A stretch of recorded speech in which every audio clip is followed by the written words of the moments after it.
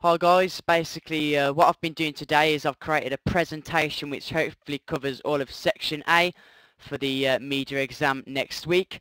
There's two questions to section A. The first just wants you to describe and evaluate the development of skills that you've acquired since AS to A2, and then the second question will ask you to identify one production and evaluate it in relation to one concept. Those concepts are digital technology, creativity, research and planning, post-production, and using conventions from real media texts.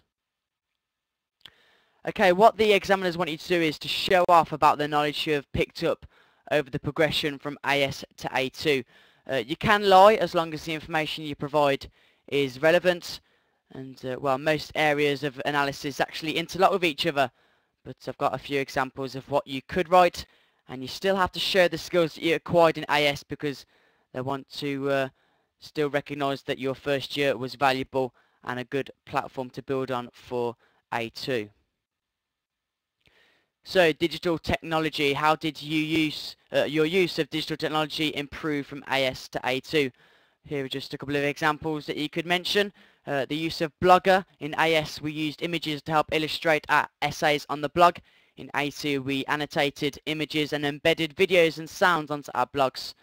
You could say that in AS you used Incompetech to collect copyright-free music, whereas in A2 you used GarageBand to create your own, and that shows the progression of individual creativity. And you'd have to talk about Adobe Premiere Pro for this question. What filters and effects enhanced your work in A2 that maybe you didn't know about in AS? Motion scaling, fast color corrector, transitional effects such as dissolve and crossfadings. So much more you can say for that question as well. Creativity, here we go then. How did you use creativity? How did it expand from AS to A2? Well, we all used the director's commentary to show off about our knowledge of technology. Last year it was created textually on a blog. This year we used green screen, and I was having a look at the mark scheme, and they really want students to show that they've exploited technology to be creative and original, and we definitely was doing that this year. Was the choice of location more creative this time in your work? Were you more creative with your narrative as well? Did you use softwares like Adobe Photoshop and Fireworks to create print artifacts? In AS we're much more limited in the software we used. There's more consideration of the context of our media productions this year. And finally, was there more creativity in the range of shots? In AS we used shots like the medium close-up. In A2 we used the dolly to implement a forward tracking shot. That would be a good example of showing a progression of creativity. And again, there's lots more you can write for that question, and you could say stuff like how the design and look of your blog from AS to A2 changed, how you use creative visual ideas for your title sequences. Of course, we all use green screen. Your design and the creativity on Photoshop, the creativity in using editing techniques such as video filters and transitions, and the creativity in mind mapping and storyboarding and designing print artifacts. They're all some of the stuff that Mr. Judge puts on that A3 sheet of paper. Let's go on to the next one then. This is research and planning. How did you use the research and planning stages in AS compared to A2? You could bring in digital technology and say that in A2 you created questionnaires on SurveyMonkey, which is an online survey maker, whereas you created paper-based questionnaires in AS. And say why you did that. You probably didn't do that, but you could lie and say you did anyway, and maybe more time efficient. Maybe you could collect your results faster and create a graph to show them visually as well. Research into existing products. In AS we analysed thrillers, rom-coms and horrors to learn the codes and conventions. Say which films you did analyse and what you learnt, and then bring in how you researched into existing products in A2. For example, you might have researched music videos on MTV and learnt that you need the music channel logo, the artist name and the song all on the music video itself. You could again talk about the choice of location. You could say that last year we filmed at the Academy because it was easier to get to and time efficient, but in A2 we used a range of indoor and outdoor locations to add variety to our work. Post-production is the editing stages.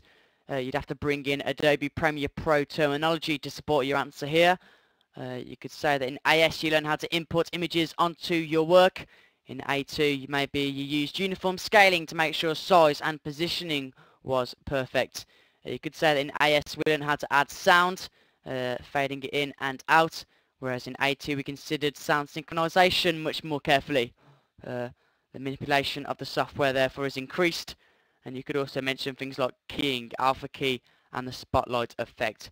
And talk about your ancillary texts as well, how you used Photoshop to edit the layout, font, colour for music covers or articles. Using conventions from real media texts, how did this inform your understanding? Well, again, this ties in with the research and planning because you would have thought about conventions at this stage. Just show a progression of your understanding from AS to A2 again. Say how you looked at different types of music video, narrative-based and performance-based, and how did this influence your decision? For AS, talk about how you researched into different genres, but maybe didn't consider the concepts as much. You could even bring in a theory here too, the semiotic theory with the sign, the signifier and the signified, and maybe even talk about feminism as well, which is the representation of genres in your production. This won't be a question on its own, but you're going to have to do some quality bullshitting for it if you do get it as part of another question. This is the outside college skills, the skills that you've acquired in media outside school time. Some examples of outside college skills include having your own YouTube music channel where you create and promote your own music videos. Maybe you create online podcasts which helped you with your presenting skills. You could say that you have a column in the school's monthly newsletter, The Voice, which helped you to get an understanding of the conventional form and structure of an article. And don't you also do lots of photography outside of school as well? You could say that you do, and say that you've improved your understanding of camera angles to get the best detail that you can from your shots. So question 1B, there are 5 different areas that need to be revised here: genre, representation, narrative, audiences and media language. You must relate the theory they ask for in the exam to one of your media productions and show an understanding of the theory, for example a historical context to it. Have quotes from the theorists in the particular area as well, and how you can use the theory or not use the theory for your production. For genre, you'd look at the Christopher Metz 1974 theory of genre development. You've got the experimental stage where you've got the first ever traces of music video or documentary. An example of that would be the Beatles with A Hard Day's Night in 1964. Then you have the classic stage where codes and conventions are established to the genre and more people are choosing to explore it and recognise it. Michael Jackson's Thriller would be a good example of that, very iconic music video. Then you've got the parody stage where consumers add their own humorous stamp on the genre. Weird Al Yankovic would be a good use of the parody stage there for music videos. And then you've got the deconstruction stage where a lot more respect is shown to the codes and conventions but maybe a slight creative manipulation to them. Which stage would you categorise for your production, or would you not? This is basically where you provide your opinion. If I was doing it for a documentary, you probably wouldn't be able to look at the genre development in too much detail, but you have got the mockumentaries like The Office for the parody stage and the deconstruction for The Only Way is Essex, but I wouldn't know which category to fit my work into. Narrative, the Todorov theory of equilibrium. Again, I don't think I'd be able to put this for my documentary because it effectively shows the progression of a storyline, and the documentary I created doesn't have a storyline. But for music videos you could definitely use this. You've got 5 stages: a state of equilibrium, a disruption of that order, a recognition of disorder, attempt to repair the damage and return to restoration or a new equilibrium. If you don't think you can adopt the theory to one of your work, then just choose the other one you did, whether that be AS or A2. I'd choose the Thriller for this question. And you just have to consider the theory in detail, and well, maybe you could explore whether having a non-linear or linear narrative would determine whether you can use the theory. Can the theory be implemented for your production? And think about the reliability of the theory. Can it be used for all narratives? If so, why or why not? Quickly, still on that question about the narrative, last year we were only expected to create the opening sequence to a thriller, rom-com or horror, so you could say that the theory of equilibrium could be used if you're creating the whole film itself,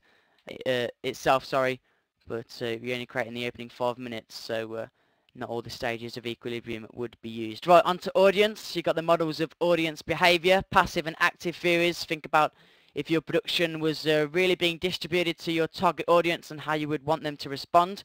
You've got the passive hypodermic needle effect, where the intended message is directly received and wholly accepted by the receiver.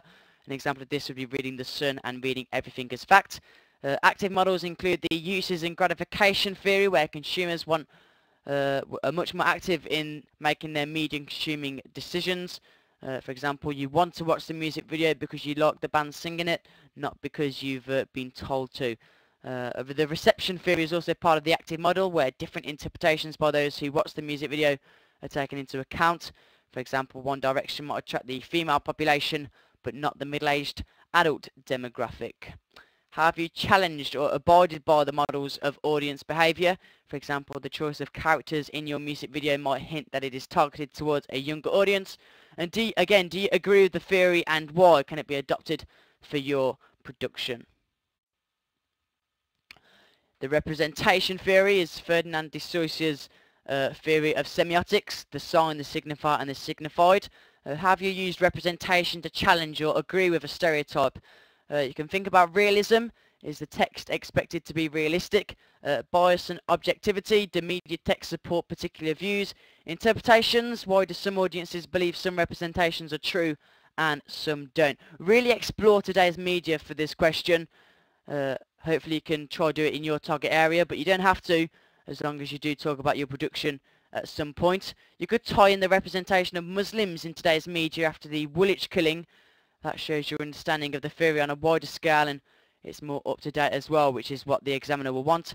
And finally, make sure, again, you tie in with your production. Have you been biased in your work? Have you stereotyped? Is your text realistic? Finally, media language. Well, this would be a great question to get. Don't think we're going to get it, to be honest, because you can effectively talk about any of these areas if you get this topic, but you never know, you might get it. Think in terms of last year as well, the camera angles, editing, mise-en-scène and sound, and how you use these in your production. And think about denotation, connotation, explore dominant ideologies that can be adopted for your work, and just try and be varied in your choice of analysis. I hope I've helped you with this presentation. If I haven't, then sorry for wasting about 30 minutes of your time, but good luck for the exam next week, guys. I'm sure you'll all do great.